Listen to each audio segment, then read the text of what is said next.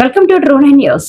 భద్రాద్రి కొత్తగూడెం జిల్లా అశ్వారావుపేట మండలం వినాయకపురంలో అక్రమ సంబంధం పెట్టుకున్న భర్తకు దేహశుద్ధి చేసిన భార్య. తన ఇంటిలోనే అక్రమ సంబంధం పెట్టుకున్న మహిళతో పాటు భర్తను పట్టుకున్న భార్య, ఇద్దరికి దేహశుద్ధి చేసిన భార్య, పిల్లలు. భర్త గతంలో మసీద్ కమిటీ సర్దార్ గా పనిచేశాడు. ఈ విషయంలో భర్తకు అక్రమ సంబంధం పెట్టుకున్న మహిళకు ఏ ఒక్కరూ సహకరించారు అంటూ వేడుకుంటున్న బాధితురాలు. నాకు న్యాయం చేయాలని పోలీసు వారిని కోరుకుంటున్నారు. ఫాతిమా, నేను వినాయకపురం గ్రామంలో ఉంటున్నానండి. వారాహి రెస్టారెంట్ పక్కన. నా భర్త అబ్దుల్ హఫీజ్. నాకు ఇద్దరు ఆడపిల్లలు. నాకు ఆ పార్టీ ఈ పార్టీ అని ఏ సంబంధం లేదండి. అందరు పార్టీ వాళ్ళు నాకు ఒకటేనండి. అందరూ నాకు సహాయం చేయాలి, హెల్ప్ చేయాలని కోరుకుంటున్నానండి. 2 సంవత్సరాల క్రితం నన్ను వదిలేసి పరారీలో ఉండి అండి పిల్లల్ని నన్ను పట్టించుకోకుండా వెళ్ళిపోయాడండి.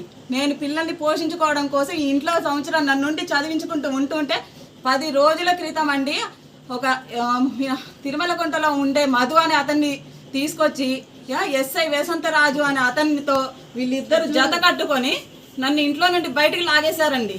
గొడవ చేసి నేను డిఎస్పీ గారి దగ్గరికి వెళ్ళాను. సిఐ గారు మంచిగా స్పందించారు. కానీ ఈ ఎస్ఐను ఈ మధు, తిరుమలకుంటలో ఉండే మధు అతన్ని పట్టుకోనండి నన్ను కొట్టి బయటికి లాగేసి పడేశారండి. నాకు ఇద్దరు ఆడపిల్లలండి. ఇంతకుముందు ఈ భార్యతోటేనండి అక్రమ సంబంధం వల్లే నాకు ఈ గొడవలు జరిగే నన్ను ఇంట్లో నుండి బయటికి పెట్టేశాడండి. 20 లక్షలు తీసుకురమ్మని నన్ను గొడవండి చంపేస్తానని. సంతకం పెడతావా చంపేస్తానంటే నేను భయపడి వెళ్ళిపోయానండి. నాకు న్యాయం చేయండి.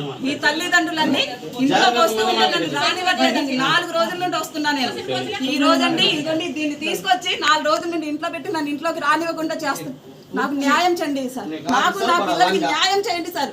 ప్రతి ఒక్క పార్టీ వాళ్ళండి, నాకు ఆ పార్టీ ఈ పార్టీతో సంబంధం లేదు. ప్రతి ఒక్క పార్టీ వాళ్ళని నేను కోరుకుంటున్నానండి. నాకు నా పిల్లలకి న్యాయం చేయండి.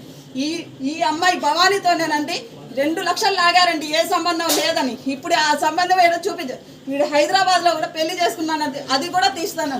నాకు న్యాయం చేయండి సార్. నాకు న్యాయం చేయండి.